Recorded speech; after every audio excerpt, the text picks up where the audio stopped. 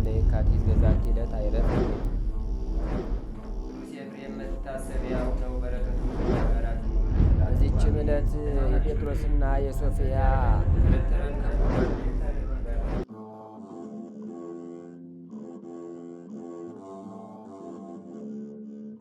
በስመ አብ ወወልድ ወመንፈስ ቅዱስ አሐዱ አምላክ አማስሩ ወአሚሩ ለሰኔ በዛቲ ዕለት ተፍጻሜተ ስሙ ለቅዱስ ገላውዴዎስ ሰማዕት አርአያ መላእክት ዘምዘመደ መንግሥት ወመዋኢ በውስተ ጸብ። አንድ አምላክ በሆነ በአብ በወልድ በመንፈስ ቅዱስ ስም ሰኔ 11 በዝች ቀን በጦርነት ድል አድራጊው ከቤተ መንግሥት ወገን የሆነ የመላእክት አርአያ ያለው የከበረ ሰማዕት ገላውዴዎስ የተጋድሎው ፍጻሜ ነው። ይህ ቅዱስ ምድራዊ መንግስትንና የዚህን ዓለም ክብር የናቀ ነበረ። መልካም ገድልንም ተጋደለ። የማይጠፋ ሰማያዊ መንግስትንና የማያልቅ ክብርንም ወረሰ። የዚህም ቅዱስ የአባቱ ስም አብጥልዎስ ነው። እርሱም ለሮም ንጉሥ ለኑማርያኖስ ወንድሙ ነው። መልኩም እንደ እስራኤል ያዕቆብ ልጅ እንደ ዮሴፍ እጅግ ውብ ነበር። እርሱም በጦርነት ላይ የበረታ ነበር። የአንጾኪያ ተወላጆችም ይመኩበት ነበር። ስለ ደም ግባቱና ጽናቱ በሁሉ ዘንድ የተወደደ ነበር። እርሱንም ከመውደዳቸው ብዛት የተነሳ ጠላቶችን ድል እንዳደረጋቸው እነርሱም ድል ሆነው በውርደትና በብዙ ድንጋጤ ከፊቱ እንደሸሹ አድርገው ስዕሉን ስለው በከተማው መግቢያ በር ላይ ያኖሩት ነበር። ቅዱስ ገላውዴዎስም የቤተ ክርስቲያን ቅዱሳት መጻሕፍትን ዘወትር ያነብ ነበር። የሮም ንጉሥም ዜናውን ሰምቶ ሊያየው ወደ ልጁ ገላውዴዎስንም ይልክለት ዘንድ ወደ አባቱ ላከ። እርሱም ላከለት። በደረሰም ጊዜ በደስታ ሊቀበለው ንጉሡ ከሰራዊቱ ጋር ወጣ። ባየውም ጊዜ ደስ ተሰኘበት። የሮም የከተማ ሰዎች ሁሉም ደስ አላቸው። ከነዚያ ወራቶችም በኋላ ከቁዛ አገር ሰዎችና ከአርማንያ ታላቅ ጸብ ተነሳ። ይህም ቅዱስ ገላውዴዎስ ክብር ይግባውና በጌታችን ኢየሱስ ክርስቶስ ታምኖ ወደ እነሱ ወጣ። ድልም አደረጋቸው። ንጉሣቸውንም ያዘው፣ ጣዖታቸውንም ተሰበራቸው። ከዚህም በኋላ ወደ አንጾኪያ ተመለሰ። ዲዮቅልጥያኖስንም የክብር ባለቤት ጌታችን ኢየሱስ ክርስቶስን ክዶ አምልኮ ጣዖትን ባጸና ጊዜ እጅግ አዘነ። ፊቅጦር የሚባል የህርማኖስ ልጅ ወዳጅ ነበረው። ሁልጊዜም የመጻሕፍትን ቃል ይሰሙ ነበር። ስለ ነፍሳቸውም ድህነት ያነቡ ነበር። ከዚህም በኋላ ክብር ይግባውና ስለ ጌታችን ኢየሱስ ክርስቶስ ደማቸውን ያፈሱ ዘንድ ተስማሙ። በዚያ ጊዜም ሰይጣን በሽማግሌ አምሳል ታያቸው። ያዘነላቸውም መስሎ እንዲህ አላቸው፣ ልጆች ሆይ የመልካሞች ጎልማሶች ናችሁ፣ የነገሥታት ልጆችም ናችሁ። ስለ እናንተ ፈራለሁ፣ አዝንላችኋለሁም። እኔም ከንጉሡ ጋር ተስማሙ ዘንድ ለአማልክትም ታጥኑ ዘንድ መክራችኋለሁ። ሲያዛችሁም ትእዛዙን አትተላለፉ። እናንተም ክርስቶስን በቤታችሁ አምልኩት። ይህ ንጉሥ ኃይለኛ ርኅራኄም የሌለው ጨካኝ ነውና አላቸው። ክብር ይግባውና ጌታችን ኢየሱስ ክርስቶስ ከእነርሱ ጋር የሚነጋገራቸው ሰይጣን እንደሆነ አስገነዘባቸው። ክፋትን ሁሉ የተመላ የሐሰት አባት ሆይ ከእኛ ራቅ፣ አንተ ሁልጊዜ የእግዚአብሔርን ሕግ ትቃረናለህና አሉት። ያን ጊዜ መልኩን ለውጦ እንደ ጥቁር ባሪያ ሆነ። እንዲህም አላቸው፣ እነሆ ከንጉሥ አጣልቼ ደማችሁን እንዲያፈስ አደርገዋለሁ። ሰይጣኑም ይህንን ብሎ ወደ ዲዮቅልጥያኖስ ሄዶ ፊቅጦርንና ገላውዴዎስን ካልገደልካቸው በአንተ ላይ ይነሳሉ፣ አንተንም ገድለው መንግስትን ይወስዳሉ፣ እነርሱም የመንግስት ልጆች ናቸውና አለው። ስለዚህም ንጉሡ ወደ ቅዱስ ገላውዴዎስ ልኮ ወደ እርሱ አስመጣው። ለጣዖታቱም እንዲሰዋ ለመነው። የአባቱንም ሹመት ይሾመው ዘንድ ቃል ገባለት። ሰምቶም አልታዘዘለትም። ንጉሡም ክፉ ቃልን ሊናገረው አልደፈረም። ቅዱሱ ገላውዴዎስ ግን በድፍረት ይናገረው ነበር። ያለ መፍራትም ንጉሡንና የረከሱ አማልክቶቹን ሰደበ። ህርማኖስም ቅዱስ ገላውዴዎስን ወደ ግብፅ እንዲልከውና በዚያ እንዲገድሉት ንጉሡን መከረው። እርሱ እንደ ልጄ እንደ ፊቅጦር አመፀኛ ነውና። ንጉሡም ወደ እንዴናው ገዥ እንዲህ ብሎ ጻፈ፣ ገላውዴዎስ ትእዛዛችንን አልተቀበለም፣ ቃላችንንም አልሰማም። አንተም ወደ ትእዛዛችን ይመለስ እንደሆነ በብዙ ድካም ሸንግለው፣ ይህ ካልሆነ ራሱን በሰይፍ ቁረጥ።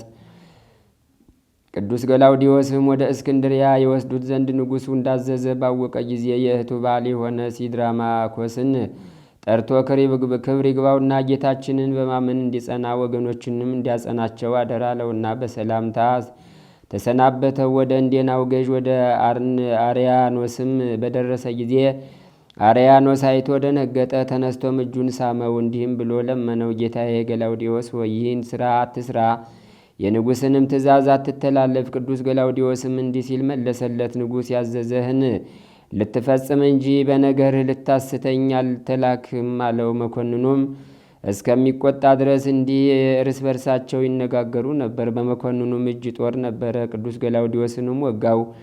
ነፍሱንም ክብር ይግባውና በጌታችን እጅ ሰጠ። በመንግሥተ ሰማያትም የሰማዕትነት አክሊልን ተቀበለ።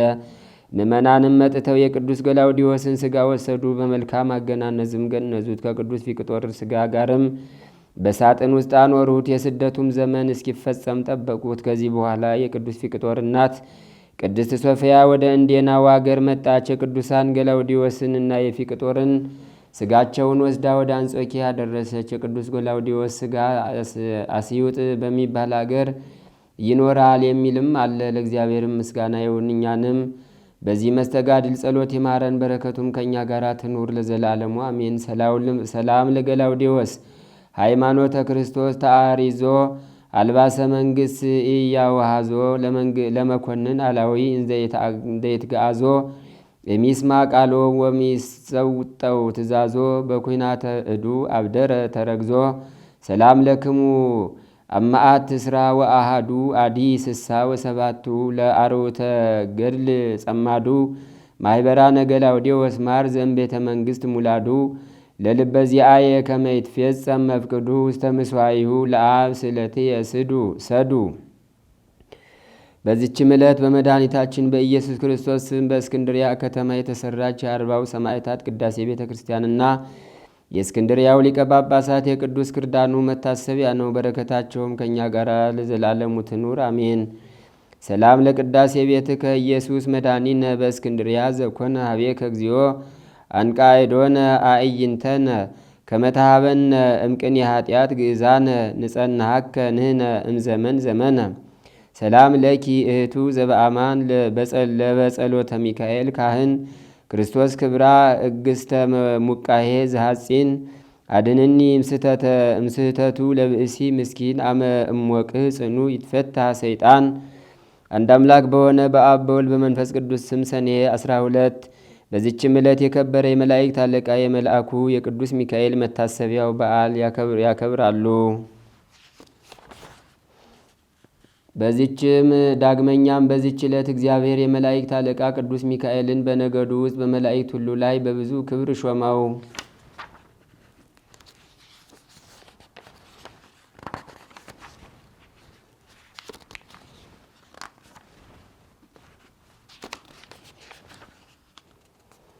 ዳግመኛም በዚች ቀን እግዚአብሔርን የሚፈራ አስተራኒቆስ የሚሉት የሚስቱ የቅድስት አፎሚያ የዕረፍቷ መታሰቢያ ነው።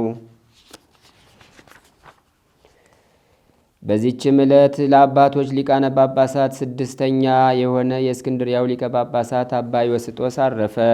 በዚችም ዕለት ለአባቶች ሊቃነ ጳጳሳት 67ኛ የሆነው የእስክንድሪያ ሊቀ ጳጳሳት አባ ቄርሎስ አረፈ። በዚችም ዕለት የተባረከና የተመሰገነ በሰማንያ ያለ ምስጢርን ያየ የኢትዮጵያ ንጉሥ በሰማያት ያለ ምስጢርን ያየ የኢትዮጵያ ንጉሥ ላሊበላ የዕረፍቱ መታሰቢያ ሆነ።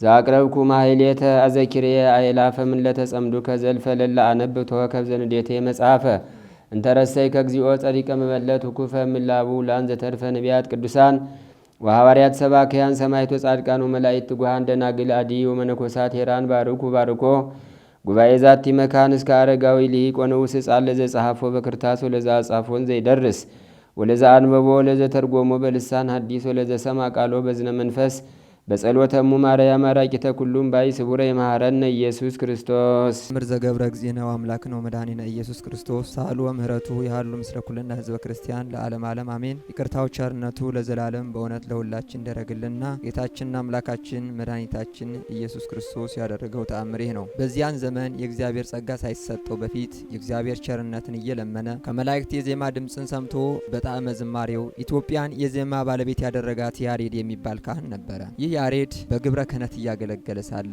አንድ ሰው በእርሱ ላይ በጠላትነት ተነሳበት። እርሱም በዚህ ነገር እያዘነ ቆይቶ ከዕለታት በአንደኛው ቀን ሰውየውን ለመግደል አስቦ ጦሩን ይዞ በመንገድ ዳር ባለ ጉድጓድ አሸምቆ ደፈጠ። ጌታ ኢየሱስም በያሬድ ልቡና ውስጥ ያለውን አውቆ ከኤዶም ገነት በስላሴ አምሳል 3 አእዋፍ ወደ እርሱ ላከ። ከዚያም 3ቱም አእዋፍ ያሬድ በቆመበት ወይም በሸመቀበት ቦታ ፊት ለፊት በአየር ላይ ቆመው ከ3ቱ አንዷ ወፍ በሰው አንደበት እንዲህ ስትል ተናገረችው። ያሬድ ሆይ ሰውን ለመግደል ለምን ታስባለህ? ክህነትህ ትፈርስ የለምን? በቅዱስ ወንጌል እግዚአብሔር ትእዛዝ ጠብቃት፣ ሕይወትንም ለማግኘት የምትፈልጉ ከሆነ ነፍስ አትግደሉ ተብሎ የለምን? ይልቁንም ክህነት ከዚህ ዓለም መንግስትና ክብር ሁሉ እንደምትበልጥ አታውቅምን? ያሬድ ሆይ አንተ ብፁዕ፣ አንተን የተሸከመች ማኅፀን የተባረከች ናት አለች። ቅዱስ ያሬድም ይህን ቃል በሰማ ጊዜ ወደ ሰማይ አቅንቶ እሊያ 3 አዕዋፍ ተመለከተና እናንተ በሰው አንደበት የምትማሩ አመጣጣችሁ ከወዴት ነው ብሎ ጠየቃቸው። በዚያም ጊዜ ከ3ቱ አዕዋፍ አንዷ ከ24ቱ ካህናተ ሰማይ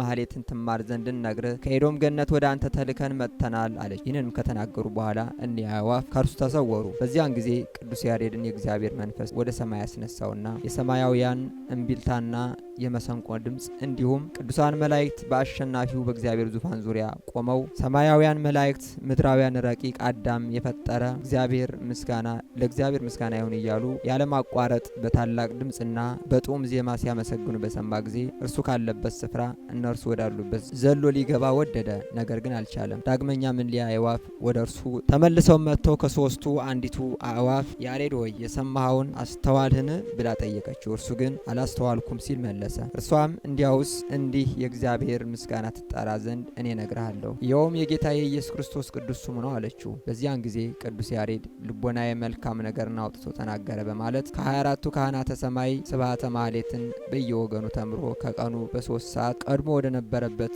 መልአክ እግዚአብሔር መለሰው። በዚያም አኳኋን ቅዱስ ያሬድ ወደ ሰማይ ተነጥቆ ከኪሩቤልና ከሱራፌል ስብሐተ ማህሌትን ተምሮ ከተመለሰ በኋላ አክሱም ከተማ በምትገኘው ወደ ጽዮን ቤተ ክርስቲያን ሄደ። ከዚያም ከቤተ ክርስቲያኑ ገብቶ ከታቦተ ጽዮን ፊት ቆመና ድምፁን ከፍ በማድረግ ለአብ ምስጋና ይገባል፣ ለወልድ ምስጋና ይገባል፣ ለመንፈስ ቅዱስ ምስጋና ይገባል። ከጽዮን አስቀድሞ ሰማይን ፈጠረ፣ ዳግመኛም ለሙሴ የድንኳን ስራ አሳየው በማለት በግዕዝ ቋንቋ የተናገረው ዜማ አሰምቶ ተናገረ። ዳግመኛም የእግዚአብሔር የሕጉ ታቦት ይህችውን ታቦተ ጽዮን ካለችበት መቅደስ ገብቶ 2 እጆቹን በታቦቱ ላይ ዘርግቶ ቅድስት ነሽ፣ ብጽዕት ነሽ፣ የተመሰገንሽ የተባረክሽ ነሽ፣ ክብርት ሆይ የከበርሽና ከፍ ያልሽ የብርሃን መውጫ የሕይወት መሰላል ነሽ፣ አምላክን የወለድሽ እመቤታችን ድንግል ማርያም ሆይ ከተለዩት የተለየሽ የመለኮት ማደሪያ ነሽ የሚለውን እስከ መጨረሻው ዘሩና ዜማውን ደረሰ። ቅዱስ ያሬድ እንዲህ እያለ በግዕዝ ዜማ በሚያዜምበት ጊዜ 1 ክንድ ያህል ወደ ሰማይ ከፍ አለ። እጆቹንም ዘርግቶ እግዚአብሔርን አመሰገነ። ከዚያም በኋላ ካህኑ ያሬድ ከቤተ ክርስቲያኑ ወጥቶ 4ቱ ደቀ መዛሙርት ተከትለውት በጸለምት ውስጥ በምትገኘው ወደ አንድ ገዳም ለመሄድ ሲጓዝ የአክሱም ጽዮን ካህናት እስከ ተከዜ ወንዝ ድረስ ሸኙት። በዚያም ጊዜ እጅግ ባማረ ጣዕመ ዜማው ድምፁን ከፍ አድርጎ በሁሉ ላይ ጸንታ የምትኖር የእግዚአብሔር ሰላም ዘወትር ከሁላችሁ ጋር ትኑር ብሎ የመሰናበቻ መዝሙር ዘመረ። ካህናቱም ይህንን ቃል ሰምተው መሪር እንባን አለቅሱ። እርሱም ከእነርሱ ጋር አለቀሰና ተሰነባበቱ። ካህኑ ያሬድም በጾም በጸሎት ተወስኖ በሚኖርባት ገዳም ውስጥ በየአይነቱ ዜማን ማስተማር ጀመረ። ተማሪዎቹም ጣዕመ ዜማ የደረሰውን ድርሰት ሁሉ ይጽፉ ነበር። በዚህም አይነት እግዚአብሔርን ከማገልገል ጋር መላእክትም በየጊዜው እየጎበኙ በጾምና በጸሎት ተጠምዶ 22 ዓመት ኖረ። ተጋድሎውንም ፈጸመ። ካህኑ ያሬድም ከዚህ ዓለም የሚለይበት ሰዓት በደረሰ ጊዜ ኢየሱስ ክርስቶስ ተገልጾለት ወዳጄ ሆይ ቀድሞ በሰማይ ያለ የመላእክት ሥርዓተ ማህሌት እንድታይና ወደ ምድር አስተላልፈህ ይህንኑ ዜማ እንድትመሰርት እንደወደዱ ሁሉ አሁንም ከዚህ ዓለም በምትለይበት ሰዓት እኔ ዳግም ተመልሼ በመጣበት ጊዜ ከካህናተ ሰማይ ሄሮድስ ደማቸው ካፈሰሰ ሕፃናት ጋር በደብረ ጽዮን ትዘምር ዘንድ ሰማያዊ የክብር አክሊልና የብርሃን ልብስ ተዘጋጅቶልሃል ብሎት ጌታ ኢየሱስ ክርስቶስ ወደ ሰማይ ከእርሱ ጋር በምስጋና ኢየሱስ ክርስቶስ ወደ ሰማይ አረገ። ለእርሱም ክብር ምስጋና ይሁን። ይቅርታው ቸርነቱ ለዘላለሙ በወትደርብን የቅዱስ ያሬድ ረድኤት በረከት አማላጅነት አይለየን ለዘላለሙ አሜን። ከቅዱሳን ረድኤት በረከት ያሳትፈን። የአባቶቻችን የቅዱሳን በረከታቸው ትርዳን ትጠብቀን። በስራችን ሁሉ የእግዚአብሔር ቸርነት አይለየን። ሀገራችንን በጽኑ ሰላም ይጠብቅልን። ህዝቡን ከህዝብ ያስማማልን።